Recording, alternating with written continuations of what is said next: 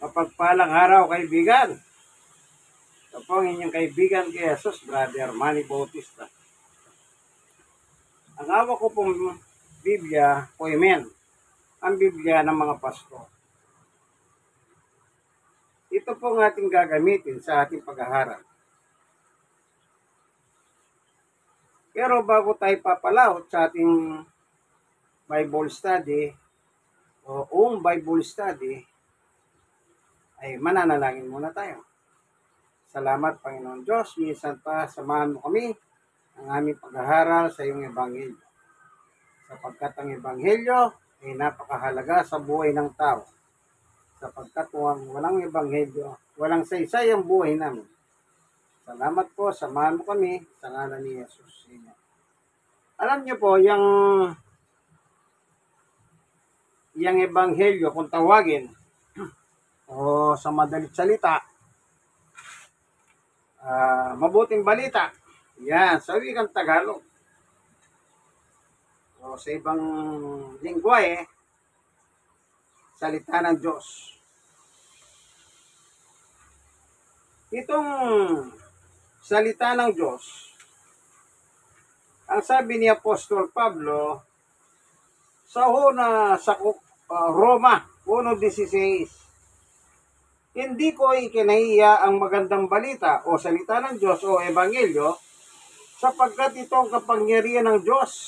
Kapangyarihan ng Diyos para sa kaligtasan ng bawat sumasampalataya. Bawat sumasampalataya, individual. Unay sa mga Hudyo, gayon din sa mga Grego. Ano po, maliwanag. 17, sapagkat sa magandang balita o salita ng Diyos o Ebanghelyo ay ipinakikita kung paano tayo itinutuwid ng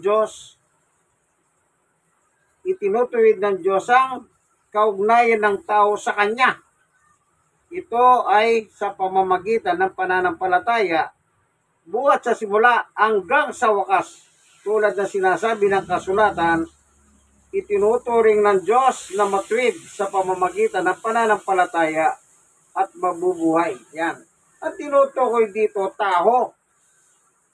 Kaya sabi ni Pablo, hindi ko ikinahiya. Ang alin daw po? Salita ng Diyos, magandang balita, Ebanghelyo. Kasi po, ito yung, sabi ni Apostol Pablo, kaya hindi niya kinahiya ito. Ang sabi niya ay, sapagkat sa magandang balita ipinakikita kung paano tayo itinutuwid ng Diyos ang kaugnayan ng tao sa Kanya. Tayo po, mapangatwiran tayong tao. Pag sinabi natin, kahit mali, sabi na, tama yan. Pero para ka pala may tama, kailangan mo salita ng Diyos. Hindi tayo matuwid sa paningin ng Diyos. Sabi ni Pablo yan, walang matuwid kahit isa. Let's this. Roma. Ayon sa nasusulat, walang matuwid, wala kahit isa. Kaya, walang matuwid. Ngayon, itinutuwid tayo sa pamamagitan ng Ebanghelyo. Pero siyempre, nagsisimula yan sa pakikinig. Kasi paano ka maitutuwid ng Ebanghelyo kung ayaw mo makinig? O, si Pablo pa rin. 10:17.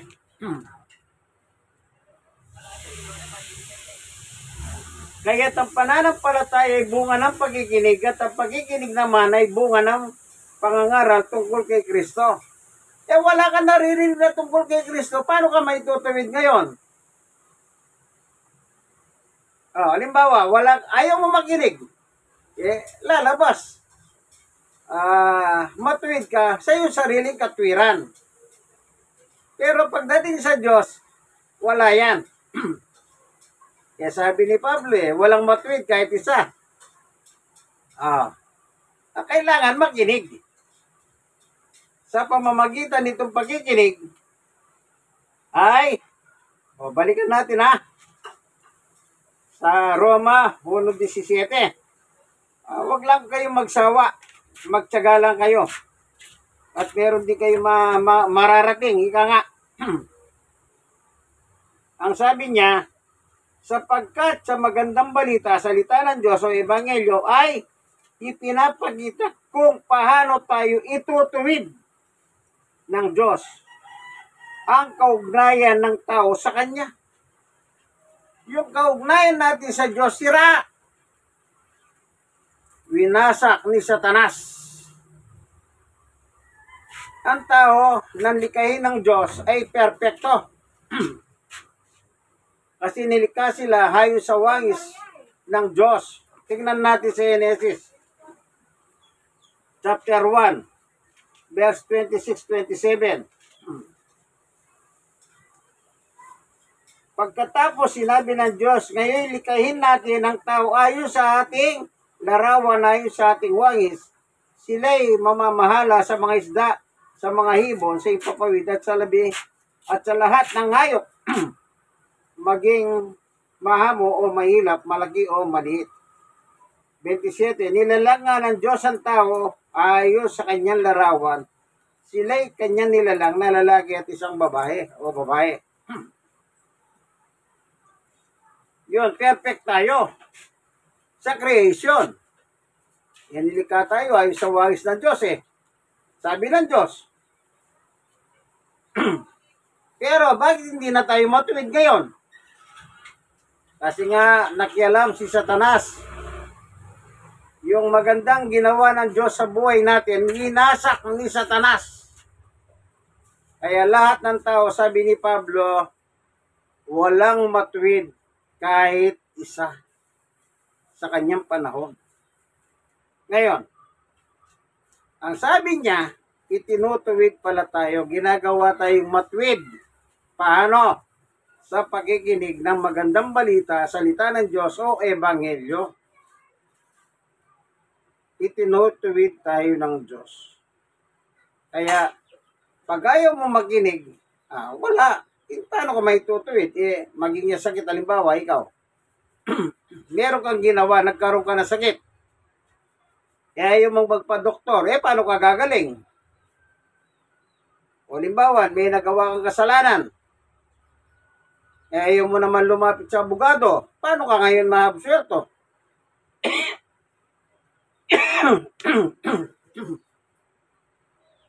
Lahat tayo nagkasala. Ayaw mo lumapit sa Diyos. Paano ka may tituwid? Di wala. So, sa madalit salita, hindi kailangan dito ang patigasan ng ulo. O yung salitang matapang. Wala sinabi yan. Kung gusto mo maging matuwid, simulan mo na sa pagkikinig. Kaya ikaw nakikinig nito, maswerte ka. Bakit? Nakikinig ka eh. Meron ka natututunan. Ito na naman natin pinapaksa, wala naman labis, walang kulang, walang dagdag. Ito, kung meron kayong ganitong Biblia, ang Biblia ng mga pastor, amen. Di ba sa inyo yung binabasa ko? Hindi ko naman kayo niloloko. Binabasa ko lang. Kaya pala, sabi ni Pablo, hindi ko ikanayang ipangaral yan. Kasi nga, lahat tayo, sabi ni Pablo, makasalanan sa Diyos. Nagkasala. Walang matuwid kahit isa. Tingnan pa natin yung kasulatan. 6:23 ng Roma.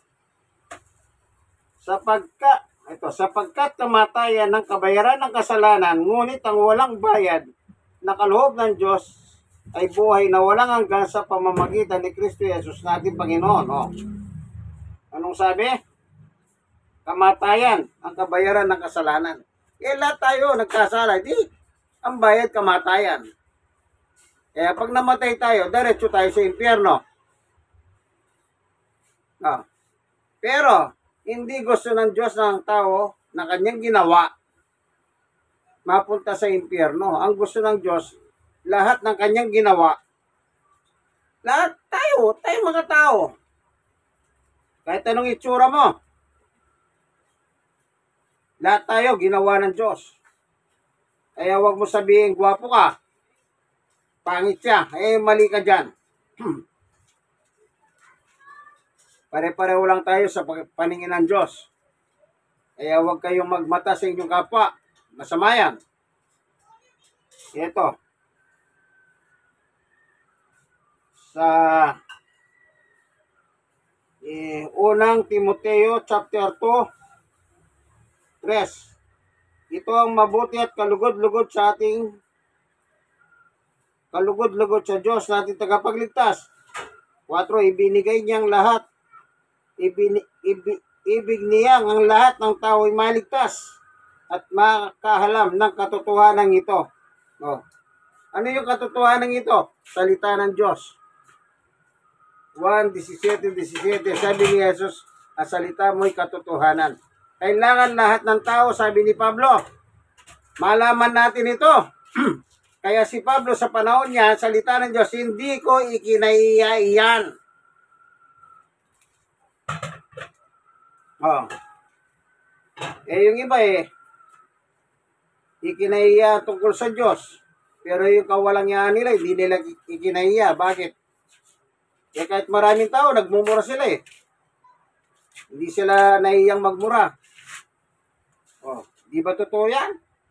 Sa marami ko nakikita, sa harap ng mga tao, ano sabi sa asawa? Putang ina mo. O, asawa niya, tinatawag niya putang ina. May mga asawang ganyan. Tapos yung asawa naman, putang ina mo rin. O, kita nyo? Pareho na sila. O, meron kong nakikita ganyan. Yung anak nila, siguro mga 2 taon yung anak nila, dahil lagi sila nagbabagayan mag-asawa, ang lumalabas sa bibig nilang mag-asawa, pareho putang ina mo. Kaya yung anak nila, mga 2 taon, aba, natanim sa utak. Bata pa lang, yung mga kalaro niya. Tangin, sabi niya, ina mo. Ano yun? Putang ina mo. Kita nyo? Ang natutunan ng bata, yung sinasabi ng magulang. Between lalaki babae, nagmumura. Kaya wala pong matwid, lahat tayo nagkamali. Kaya gusto ng Diyos, lahat tayo malaman yung totoo. Alin yung totoo? Yung mali natin. Kaya nga itinutuwid tayo. Kaya sa lagi ko sinasabi, kapag itinutuwid ka na ng Diyos, magpatuwid ka. Yung iba, akala mo kung sino silang mayayabang, siga. Oh, sinasabi na ng Diyos, itutuwid kita. Pagkatapos sabi nila, tsaka na. May mga tao pong ganyan. Ayaw nilang pakialaman ng buhay nila. Pero alam niyo pa, pag malapit ng mamatay, Diyos ko.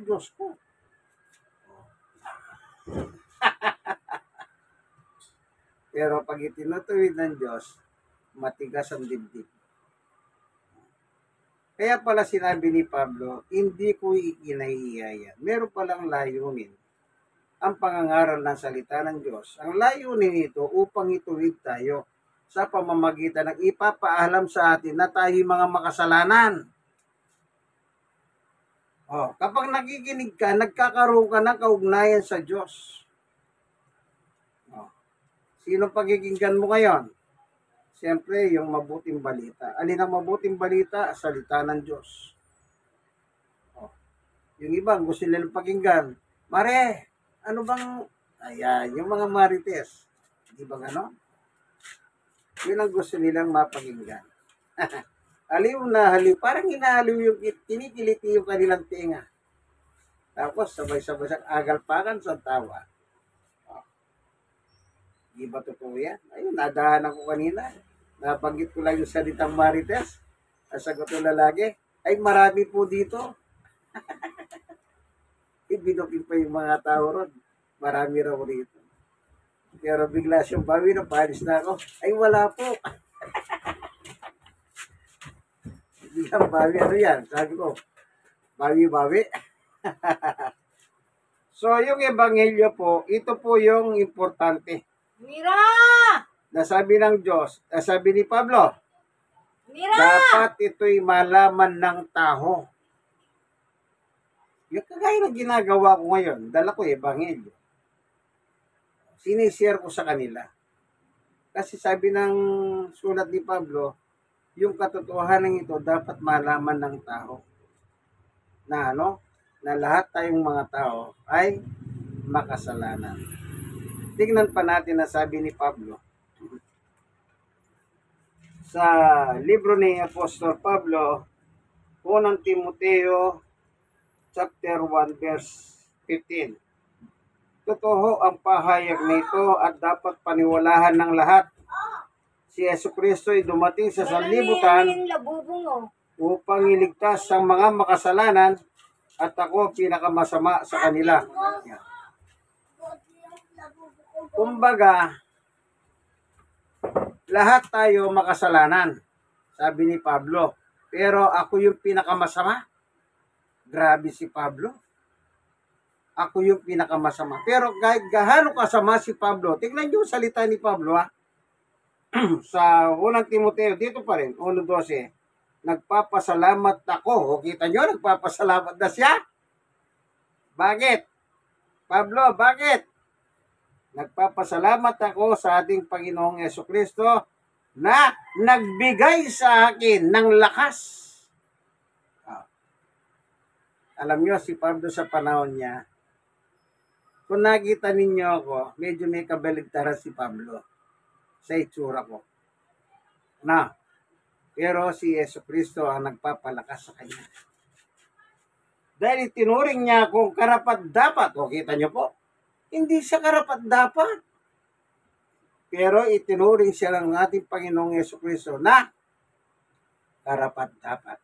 Kaya lahat tayong mga tao makasalanan. Pag sinuko natin ang buhay natin kay Jesus, lahat tayo magiging gaya ni Pablo na karapat-dapat sa kanyang harapan. Na maglingkod sa kanya. 13, kahit anong hunay nilapastangan, inusig at nilait ko siya. Anong trabaho ni Pablo? Mang-uusig. Sinong inuusig niya? Walang iba kundi ang ating Panginoong Jesucristo. Ano pang ginagawa ni Pablo noon? Nakalagay dito, sabi ni Pablo, nilapastangan. Hindi lang inuusig, nilalapastangan pa ang ating Panginoong Jesucristo. At ano pa? Nilalait ko siya. Pero, sa kabila nito'y nahabag sa akin ng Diyos sapagkat hindi ko nalalaman ang aking ginagawa noong ako'y hindi pa sumasampalataya. Yun naman palang dahilan. Hindi niya alam ang kanyang ginagawa. Alam niyo ba nung nakapako si Jesus sa cross bago siya mamatay? Alam niyo nung sinabi niya, Ama, patawarin mo po sila. Ang tinutukoy niya po yung mga tao. Nando sa panahon na nakapaligid sa kanya. Yung nagpapako sa cross. Ano sabi ni Jesus? Hindi nila nalalaman ang kanilang ginagawa. Yan palang walang pananampalataya. Kung Biblia ng ating pagbabasihan, hindi alam ang ginagawa. Mahirap. Binigyan ka naman ng isip ng Diyos na kumpleto. Bakit hindi mo naman maunawahan? Hindi ka naman abnormal, tinuturing mong abnormal ang sarili mo. Yung may mga naipanganak na may kapasanan, yun po ang walang kaalam-alam talaga. Pero tayong mga normal, pinanganak, nag-aral, kumpleto lahat. Huwag tayong gumaya naman sa gagaya nila na walang alam. Yan ang description ng walang pananampalataya. Kaya sabi ni Pablo, hindi ko nalalaman ang aking ginagawa. Sabi ni Jesus, hindi nila nalalaman ang kanilang ginagawa. Kaya kung alam lang nila na si Jesus ang tagapagligtas, ipapako ba nila sa krus si Jesus? Hindi na. Baka itatago pa nila para hindi ba.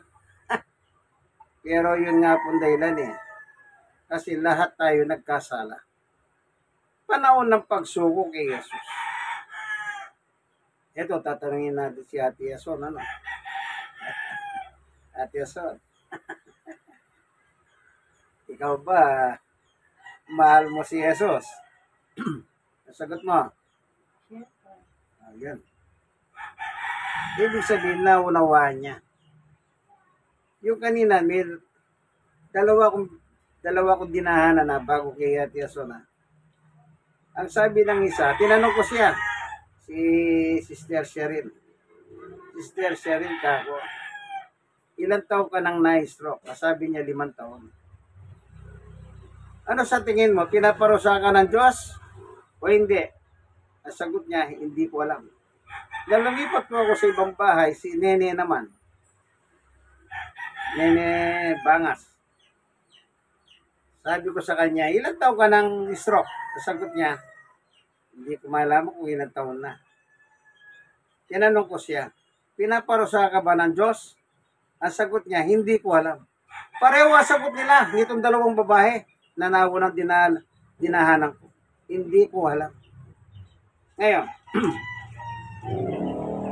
hindi po naparito si Jesus para parusahan ng tao. Naparito upang iligtas tayo kasi nga po, makasalanan tayong lahat.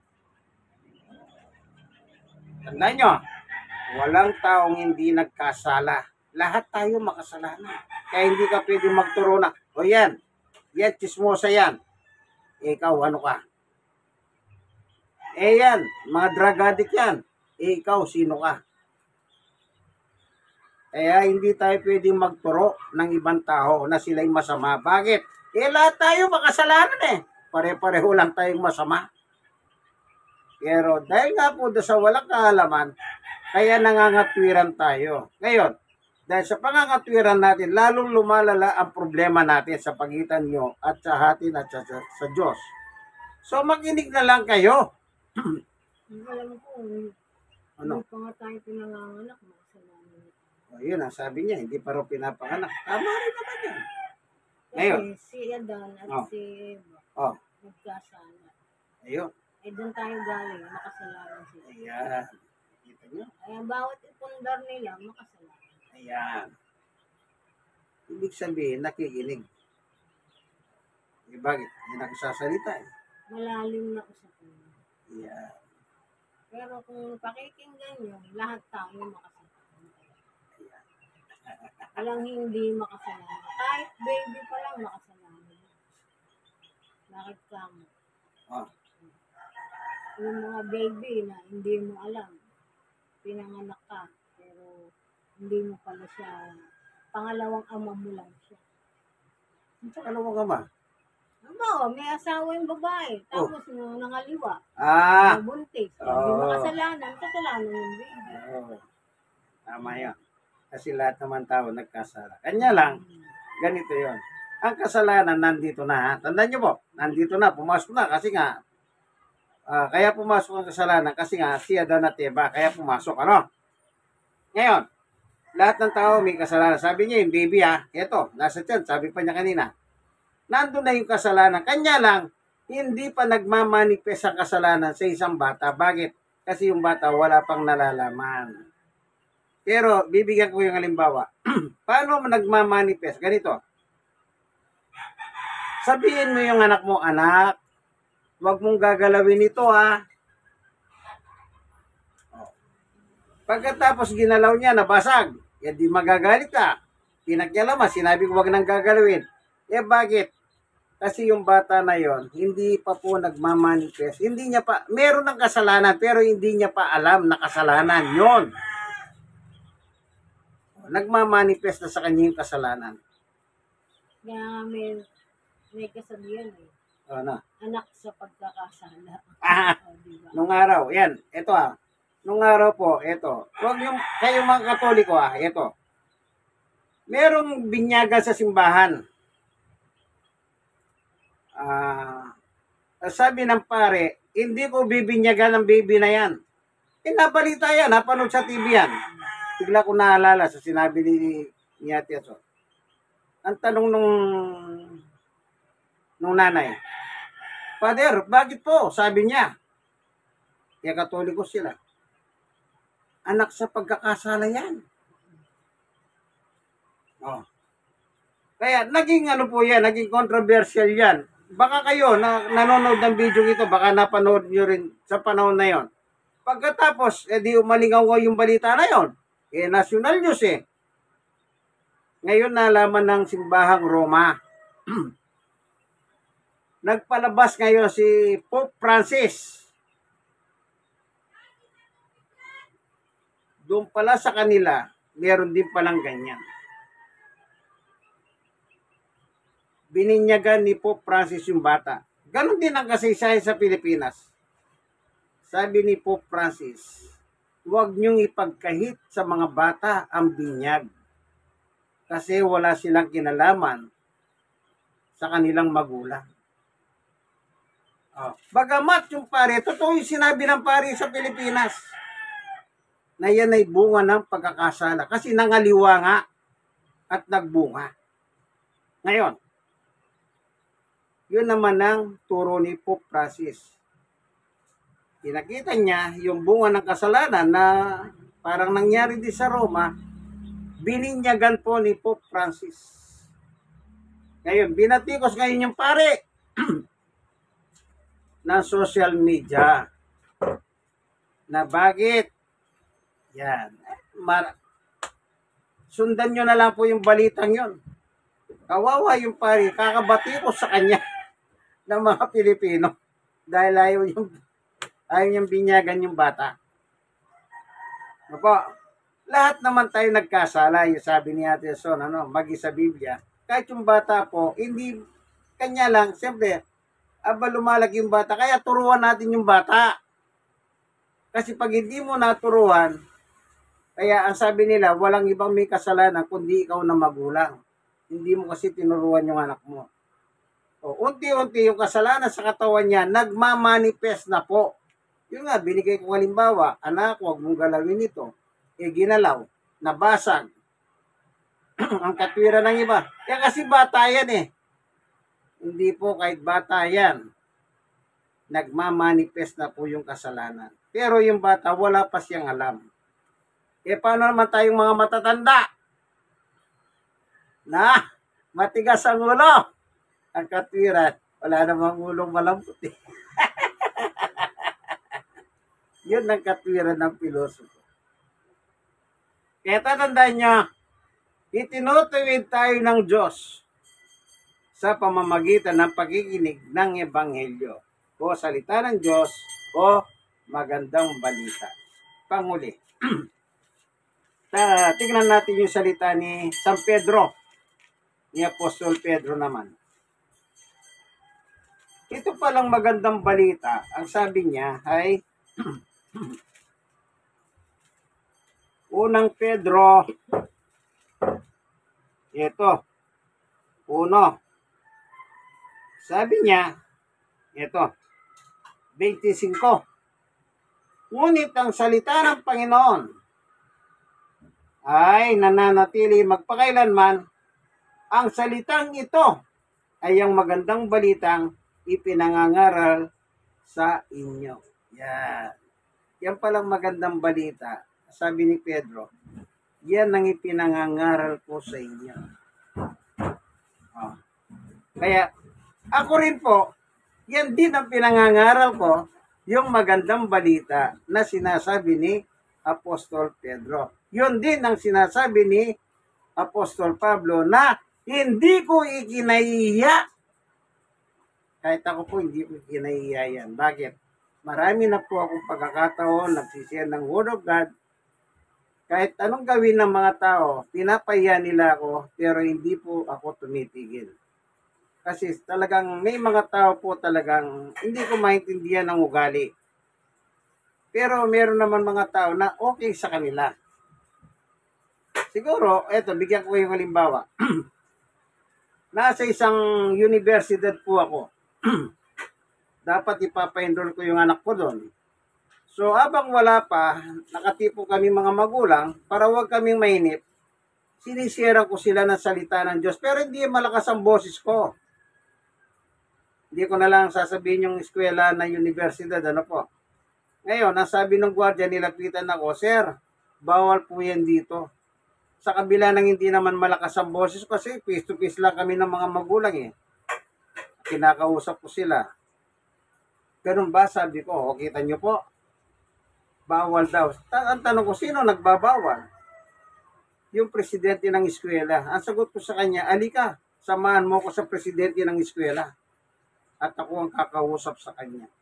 Ang sagot niya, hindi na po, basta wag na lang po, bawal talaga. Kita nyo po, sino nagbabawal? Yun lang, gwardya. Kaya nung sinabi ko, kakausapin ko yung presidente ng universidad, ayaw niya. Ngayon, sa isang ospital naman, huwag ko na rin sasabihin yung pangalan ng ospital. Sabi ng gwardya, nasa labas ng ospital yan ha, yung mga waiting, yung mga tao naghihintay, para wag silang mainit. Sabi ko, kwentuhan ko kayo tungkol kay Jesus. Ba, nagalit yung gwardya, bawal yan. Alam niyo po anong nangyari? Sabi ng mga pasyente, demonyong gwardya na yan eh. O, kita niyo po. Nabati ko tuloy yung gwardya. O. Samantalang hindi ko naman sila ginugulo. Nagdadala lang ako ng salita ng Diyos. O, ano sabi ng mga tao? Demonyo yan eh. Kita niyo po. Demonyo ka pala pag ayaw mo na salita ng Diyos. Di ako may sabi ng pasyente ya.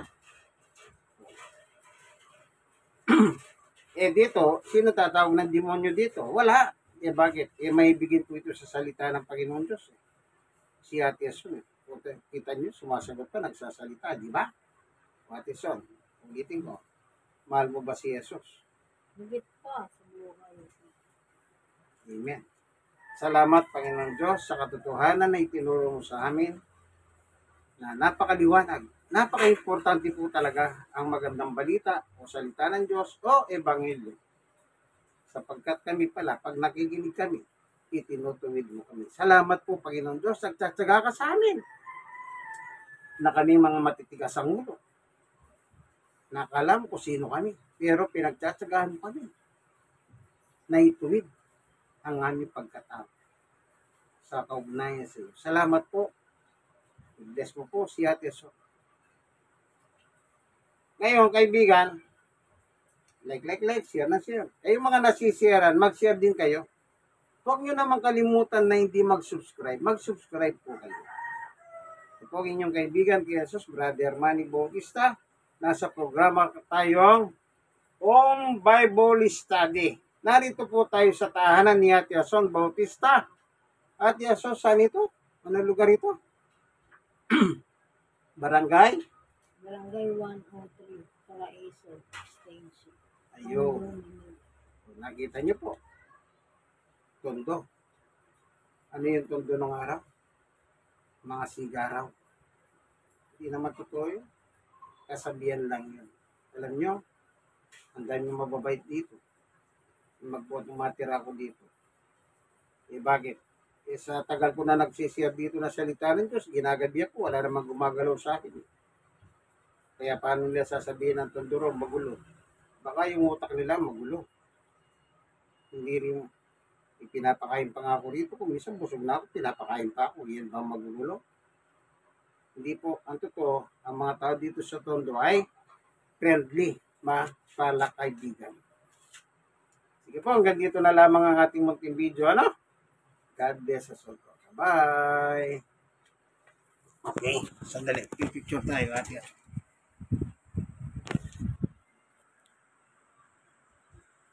Ayun.